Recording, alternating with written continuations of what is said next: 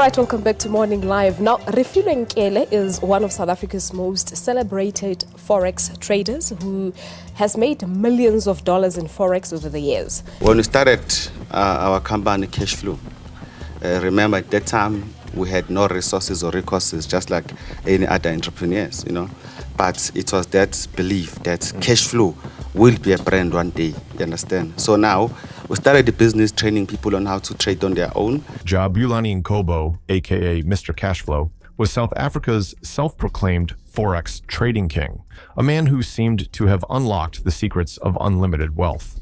He wasn't just rich, he flaunted it. Designer clothes, expensive cars, and fancy parties. A lot of people followed him because they wanted to know how he made money and be like him. He promised financial freedom, but behind the flashy image was a lie. Ngcobo didn't just sell a dream, he sold lies. His empire wasn't built on trading success, but on other people's money. Clients invested their savings, expecting fortunes. Instead, their money disappeared. Whispers of fraud turned into investigations. Victims spoke out. The police took notice.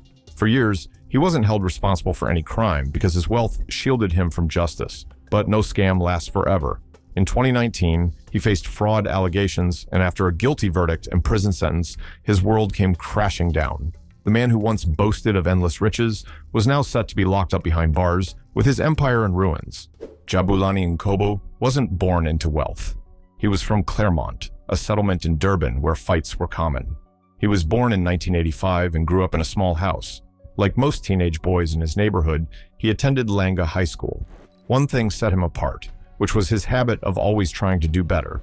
Even when he was a child, he dreamed of running away from everything. He didn't just want money, he wanted power, influence, and a name that everyone would remember.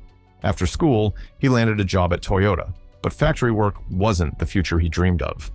Less than 8 months in, he walked away, convinced he was meant for something bigger. Entrepreneurship was the answer. In 2006, he started a debt collection business, his first real step into the world of money. It wasn't all beautiful, but it gave him a taste of control. He wanted more. That's when he discovered forex trading. By 2009, he launched Cashflow Properties, later rebranded as Cashflow Pro. But he didn't just become a trader, he became a phenomenon. Social media was his stage. He flaunted designer suits, luxury cars, and private parties dripping in wealth. Porsche, BMW M4, BMW X6. Every post was a statement. He wasn't just making money, he was living the dream. People noticed. Thousands followed him, desperate to unlock his secrets. His book, Cashflow Naked, released in 2018, cemented his image. He wasn't just a forex trader, he was a movement, a mentor, a self-made millionaire. He built a cult-like following. Young men idolized him. Aspiring traders worshipped him. He promised to teach them the way, to transform their lives just like he had. Jabulani Ngcobo made sure everyone knew he was wealthy. His name became synonymous with luxury, power, and success. He didn't just drive expensive cars. He secured front-row seats at exclusive events, rubbing shoulders with celebrities and influencers. Everything about him screamed wealth, and that was the secret to his success. He made people believe. His company, Cashflow Pro, promised life-changing returns. Join me, and you'll be rich too. Thousands bought into his vision. They paid for mentorship programs, training courses, investment opportunities, all under the promise of huge profits. Ngcobo turned into a cult figure who motivated poor young South Africans to get out of poverty. But there was a problem going on beneath the fancy clothes, the motivational speeches, and the expensive suits. The money wasn't coming from trading. His flashy lifestyle, it wasn't funded by profits, it was funded by new investors. Money flowed in, but instead of being used for real investments, it disappeared into his pockets. At first, it was easy to hide. As long as new people kept signing up, there was always money to show off. But the bigger he grew, the harder it became to maintain the illusion. People started asking questions. Where were their promised returns? Why did withdrawals take so long? Why did only a few seem to be making money while others lost everything? Suspicion turned into complaints. Complaints turned into investigations. Ngcobo had built a house of cards, and it was beginning to collapse. But instead of stopping, he doubled down. More social media posts, more flashy purchases, more promises. He thought he could outrun the truth. He couldn't. Jabulani Ngcobo built his fortune on trust, but that trust was nothing more than an illusion. Cashflow Pro appeared to be a legitimate forex trading company, promising clients financial freedom. However, beneath the surface, it operated without proper registration or oversight. Ngcobo was not licensed to handle investments, making every transaction a violation of financial regulations. Yet, he continued, knowing full well that the money flowing in was based on deception. To expand his reach, Ngcobo partnered with Msa Balazo Welcome Dlamini, a man with a similar hunger for wealth. Together, they refined their strategy, convincing more people to invest in what they claimed was a foolproof system. The promise was simple: hand over your money, and in return, you would receive life-changing profits. There were no risks, no complications, just guaranteed success. But what investors didn't know was that their money was never being traded at all. One of the first cracks in Ngcobo's empire came when an Angolan businessman, Francis Boole, fell victim to the scheme. He had heard of Ngcobo's success and believed he had found a way to multiply his wealth. With confidence in the so-called forex guru, Boole handed over 100,000 rand to gain access to an exclusive trading account.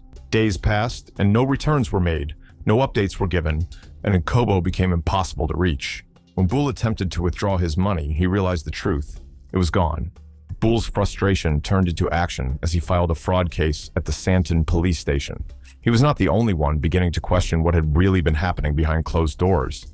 More victims started coming forward, each with a similar story of empty promises and devastating losses. The illusion of wealth Ngcobo had created was beginning to crumble under the weight of its own lies. But instead of admitting guilt, he simply found ways to distance himself from the accusations. Mkhulisi Ngubane, another victim, had invested his savings into Cashflow Pro with the hope of securing his future. When he saw no profits and began asking questions, Ngcobo brushed him off.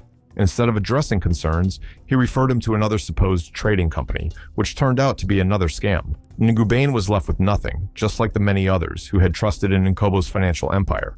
The cycle kept going, with each investor supporting Ngcobo's showy way of life without realizing it. A taxi owner named Theko Nkulunga lost 520,000 rand because he believed Ngcobo's promise of financial freedom. He worked non-stop to save that money because he thought it would help him in the future. But his money was gone for good once Ngcobo got it. He kept trying to reach the so-called Mr. Cashflow, but to no avail. His dream of getting rich had turned into a nightmare.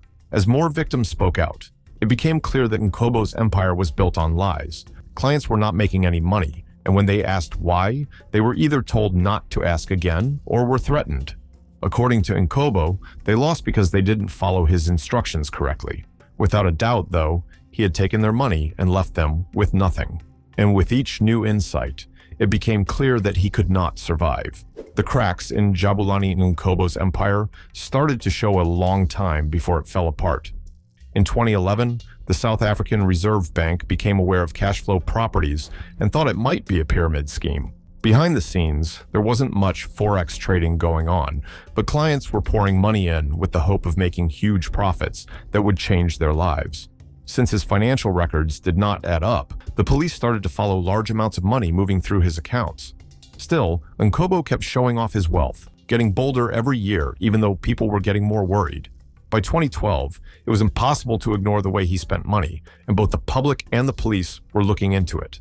In 2012, when he turned 26, he threw a show worth 1 million rand for his birthday that went viral all over South Africa.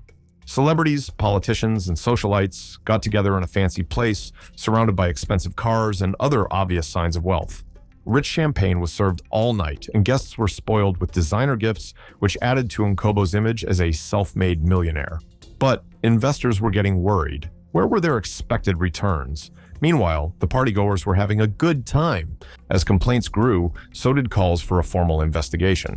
This was Ngcobo's first major encounter with the law. He was arrested in 2013 on charges of fraud, theft, and money laundering.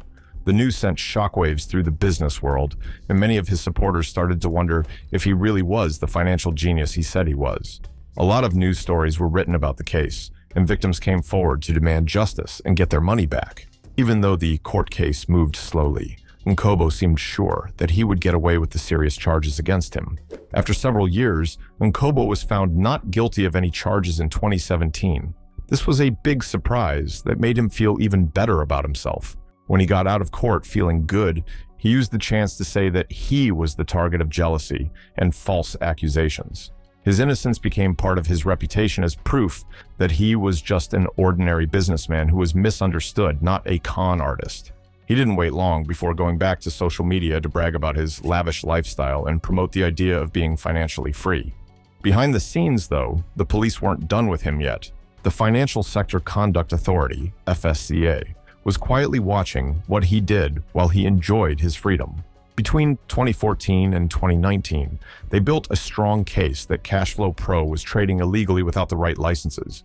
Ngcobo had been lying to investors by saying he had professional qualifications that he didn't actually have. The Financial Advisory and Intermediary Services, FAS Acts Section 7(1), made clear he had been breaking the law for years. More victims came forward and complaints grew stack. The police knew they at last had enough proof to bring him down for good. Following a court decision in 2019, Ngcobo got a 6-year suspended prison sentence. On May 7th, he was fined 200,000 rand. The FSCA described this as a major victory in the fight against financial fraud.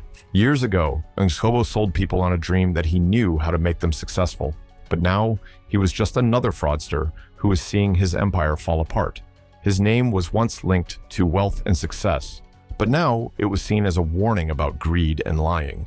In a bid to escape serving a jail term, he filed an appeal right away, seeing it as his last chance to have his conviction thrown out. On May 13, 2019, he was released on bail, allowing him to return to the streets. Things were still bad for him. His reputation was ruined, and even his most loyal fans had turned against him. Once his territory, social media turned into a battleground where his lies and dishonesty were exposed by people who used to be his allies. Don't forget to like and subscribe. See you in the next video.